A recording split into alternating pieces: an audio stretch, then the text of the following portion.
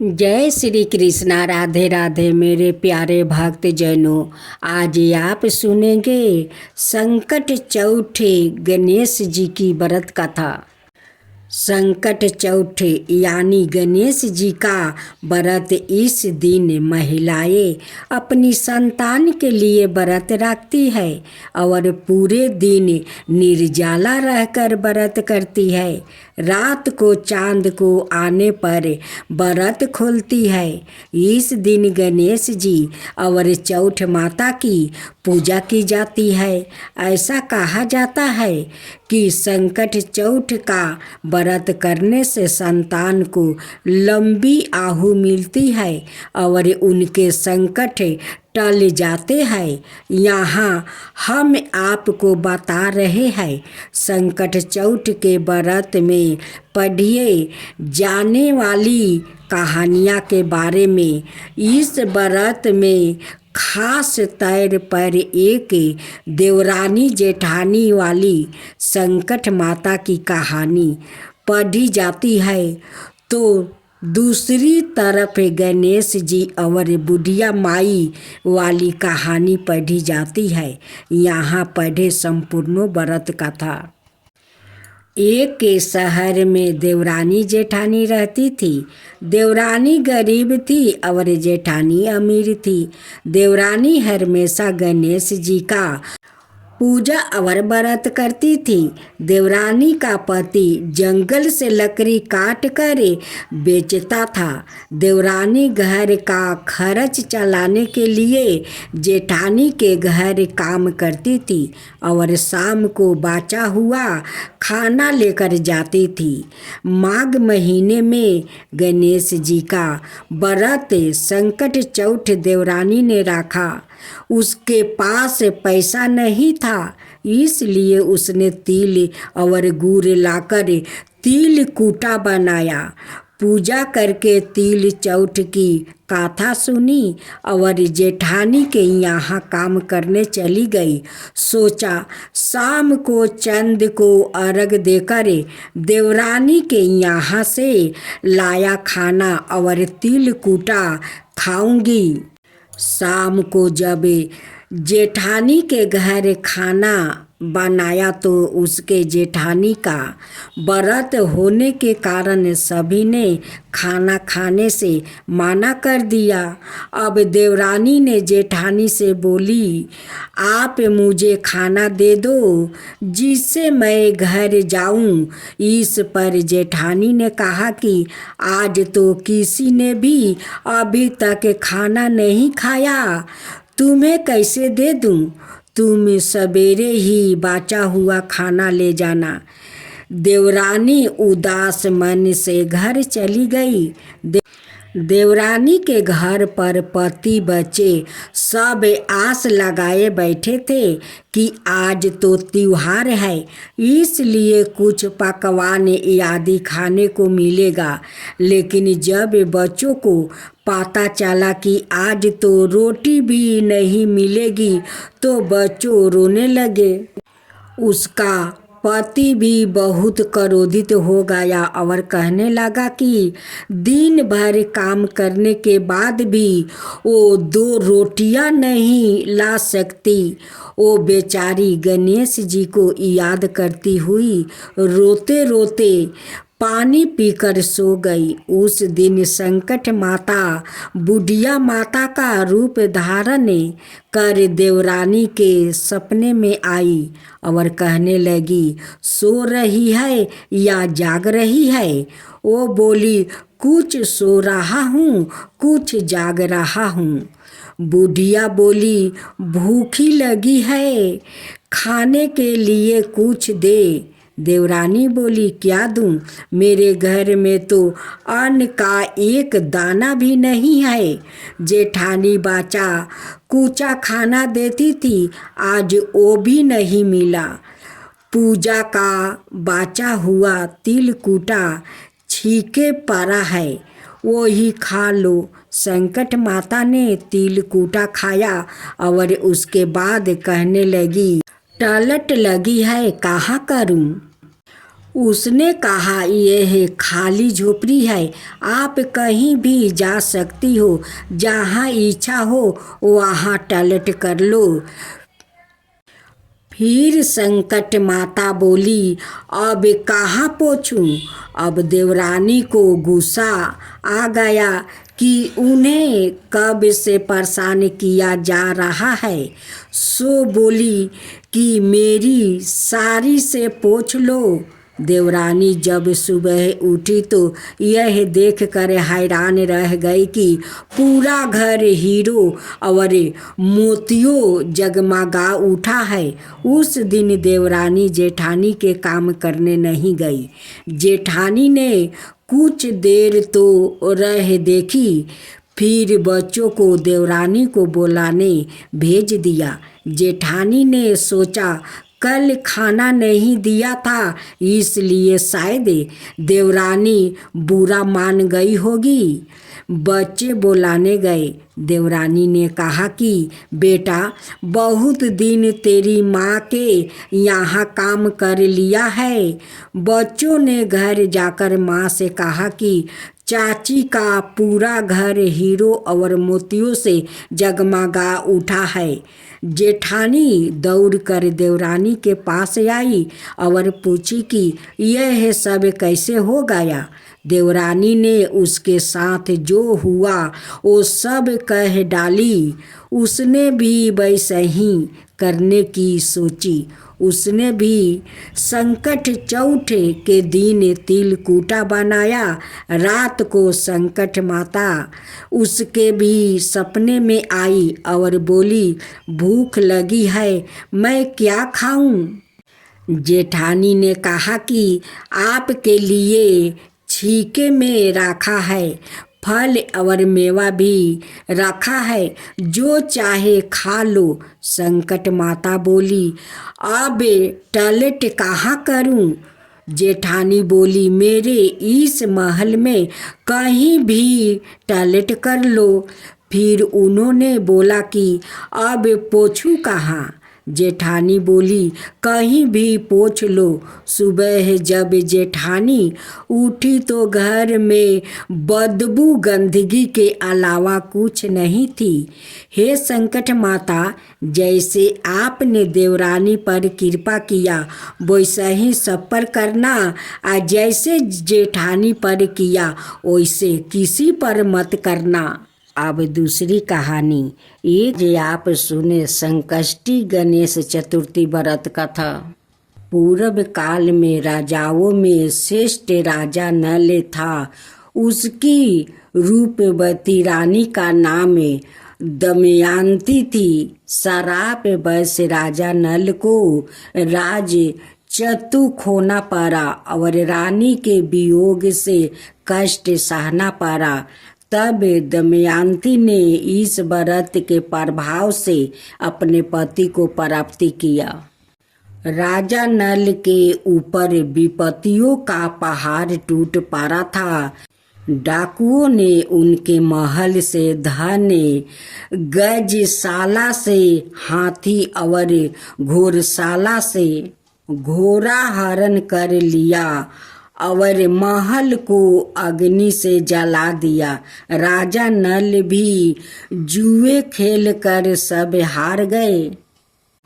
नल असहाय होकर रानी के साथ वन को चले गए। शराप बस स्त्री से भी वियोग हो गया।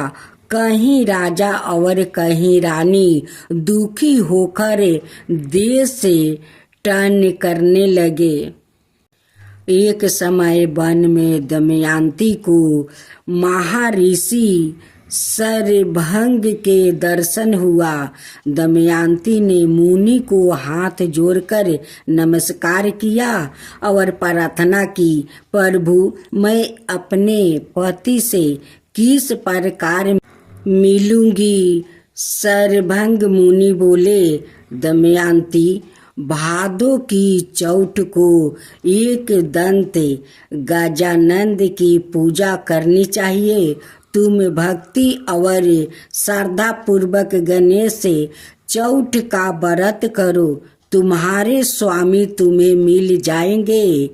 शरभंग मुनि के कहने पर दमयंती ने भादों की गणेश चौथ को व्रत आरंभ किया और 7 मास ही अपने पुत्र और पति को प्राप्त किया। इस व्रत के प्रभाव से नल ने सभी सुख प्राप्ति किया। विधन का नाश करने वाला और सुखों देने वाला यह सबर तम व्रत है।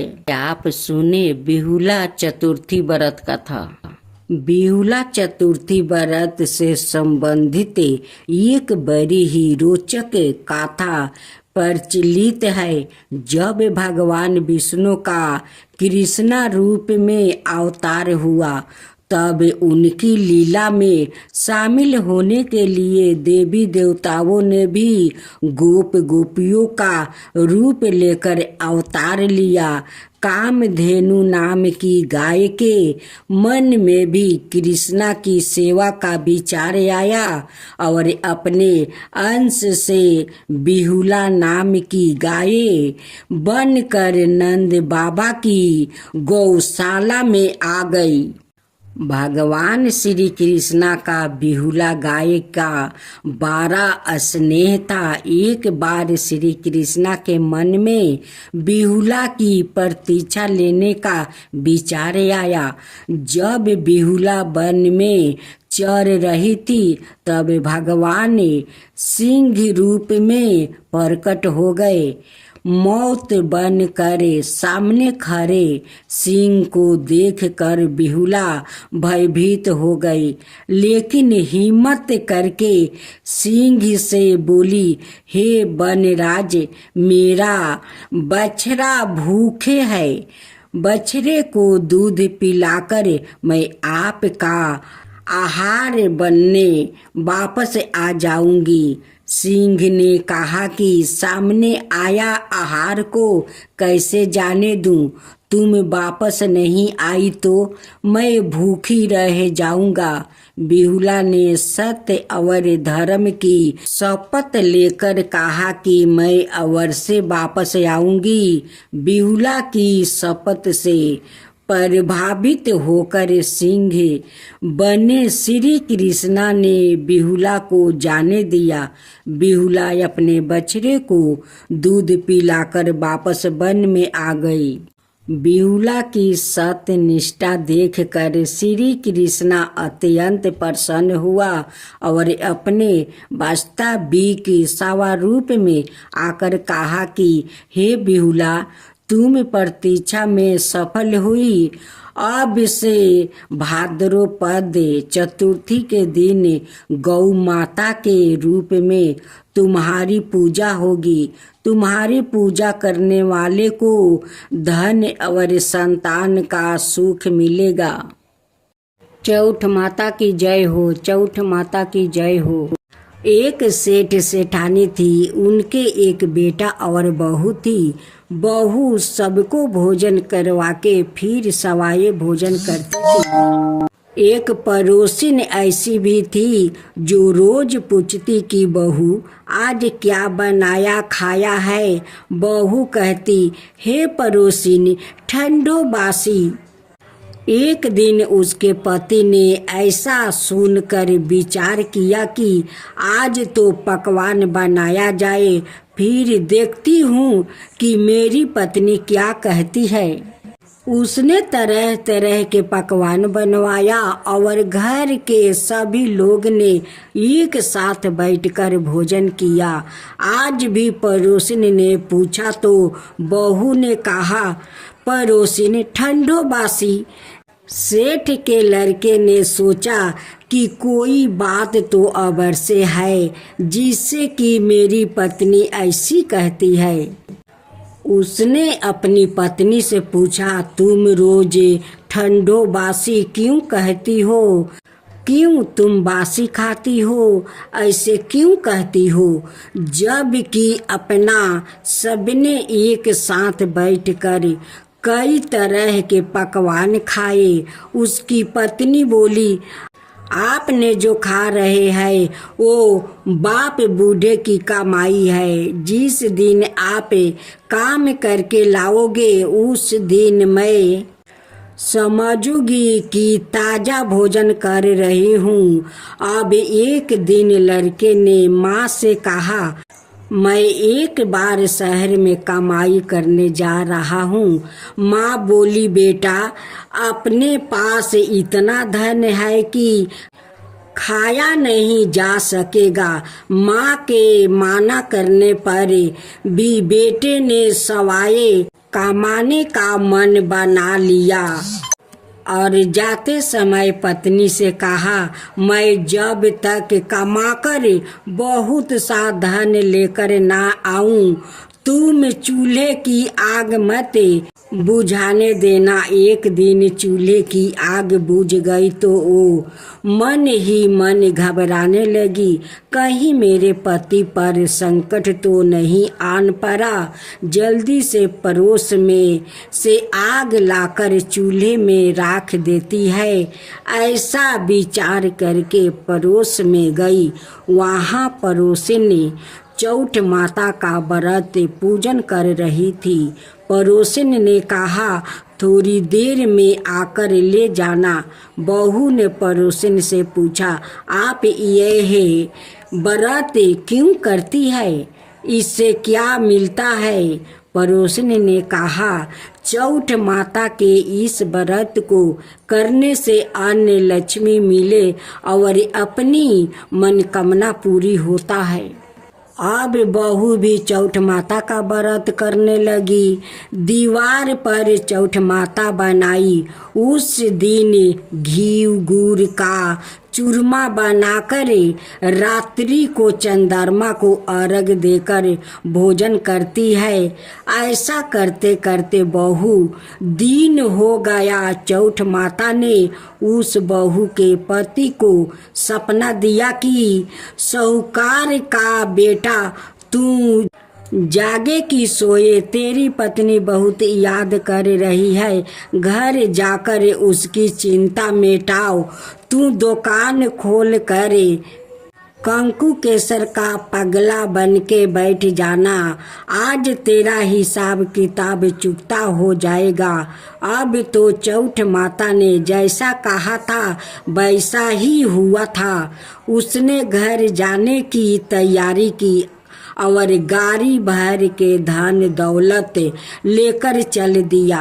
रास्ते में एक बड़ा सा काला नाग फन फैलाए बैठ गया और कहने लगा, आज तो मैं तुझे डांसूंगा, छोड़ूंगा नहीं। आज तेरी आहू पूरी हो गई है।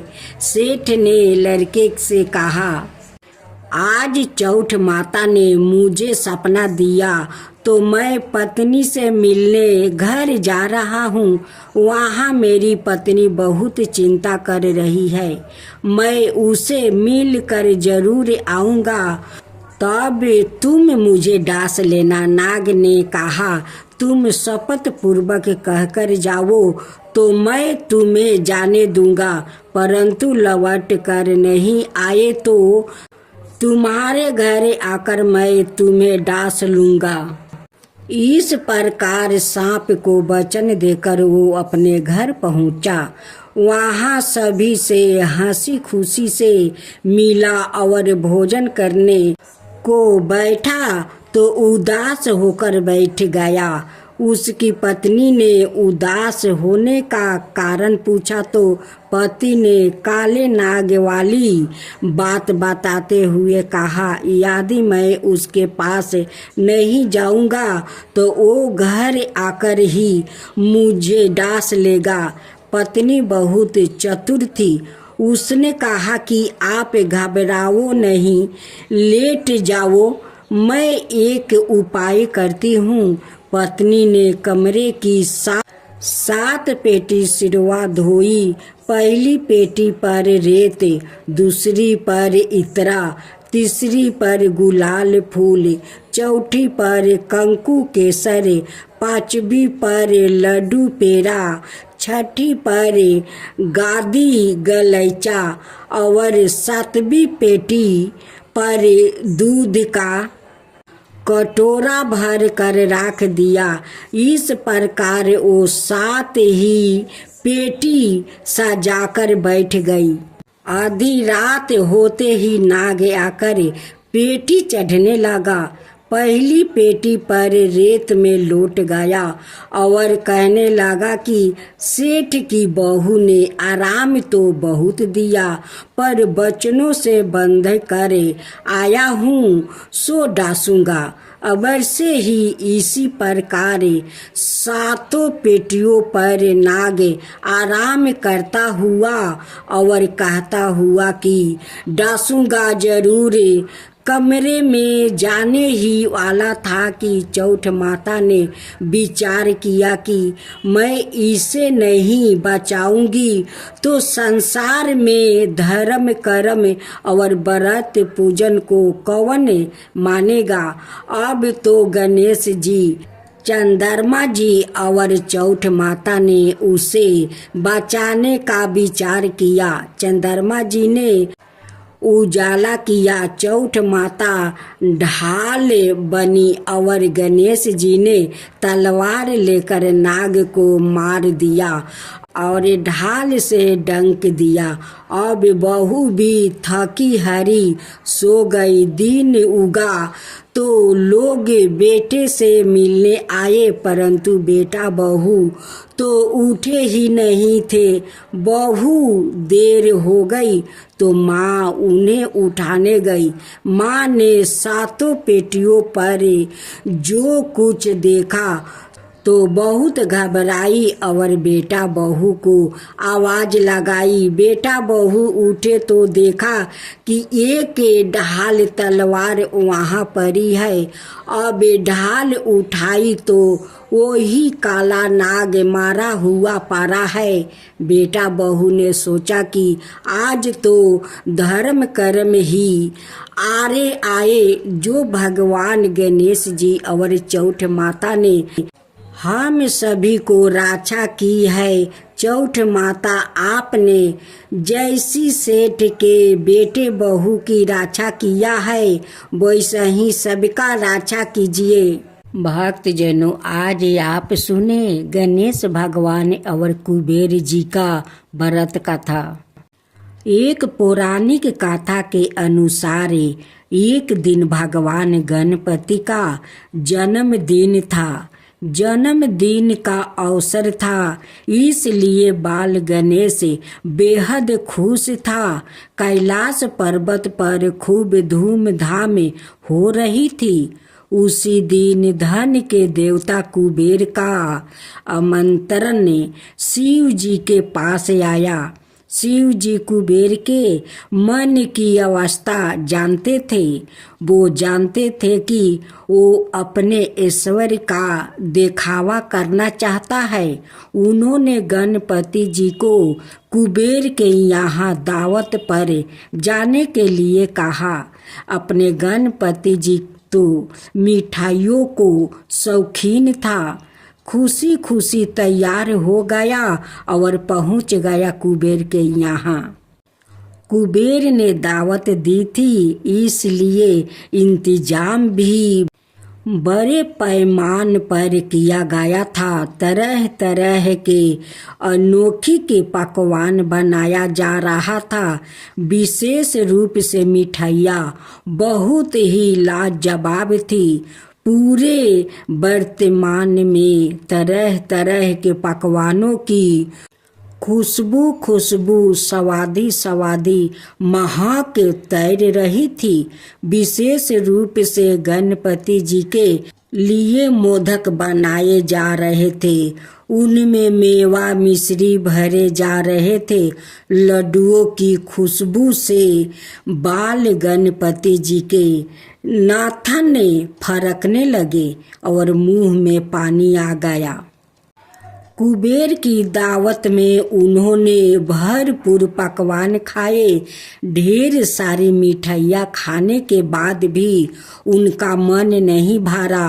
उन्होंने सोचा कि कुछ मिठाई अपने बड़े भाई कार्तिक के लिए और कुछ अपने लिए भी ले लेता हूँ, जो कि बाद में खाऊंगा। इस तरह विचार करके उन्होंने ढेर सारी मिठाइयाँ एक पोटली में बांध ली।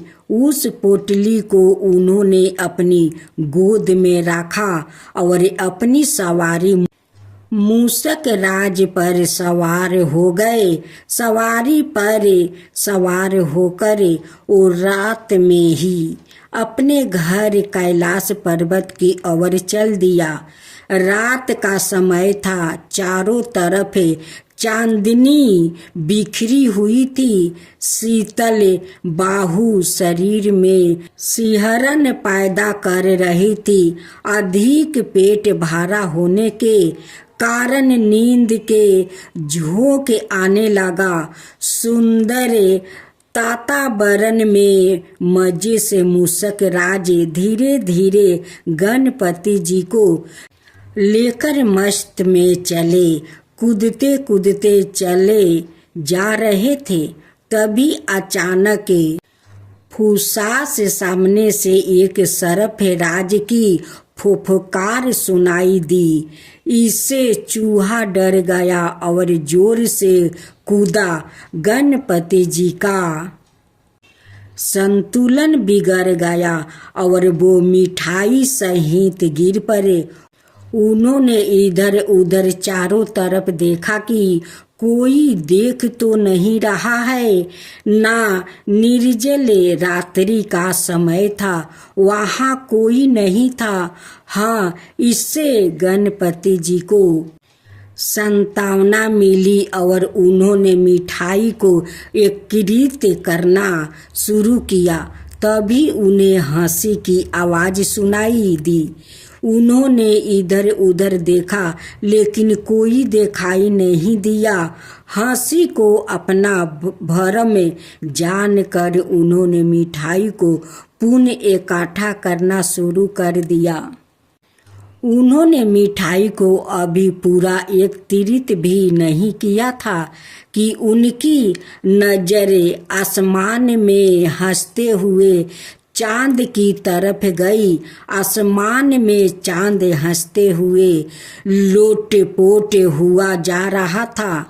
चांद उनके नाटे कद, मोटे पेट, गज के सिर, मूषक की सवारी और उस पर ढेर सारी मिठाइयाँ के बिखर जाने पर उनकी हंसी उड़ रहा था। भक्तों को विघ्न हर्ता गणपति जी का जो रूप अति प्रिय है, उस पर चंद्रमा हंस रहा था।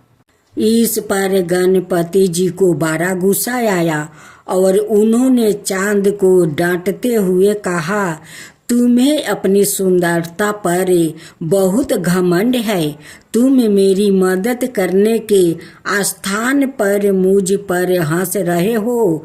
और उन्होंने क्रोध में आकर चंद्रमा को श्राप दे दिया कि धीरे धीरे उसके शरीर साये होता जाएगा, उसकी सुंदरता समाप्ति हो जाएगी और वो गगन से भी लुप्त हो जाएगा। गणपति जी के श्राप देने के साथ ही चंद्रमा का धीरे धीरे हर्ष होने लगा और कुछ समय पश्चात वो पूरी तरह से लुप्त हो गया। चारों ओर अंधकार फैल गया। अनय वनस्पति और औषधियों मुरझा गई। औषधियों के अभाव में मनुष्य भीना बीमारियों से मरने लगे। संसार में चारों ओर हाहाकार मच गया। लोग मदद के लिए देवताओं को पुकारने लगे, लगता था जैसे संसार का अंत ही आ गया हो। देवताओं ने अग्नि और इंद्र देव को चंद्रमा के पास भेजा। अग्नि और इंद्र देव ने चंद्रमा को समझाया कि वो गणपति जी से क्षमा याचना करे और संसार का उद्धार करे।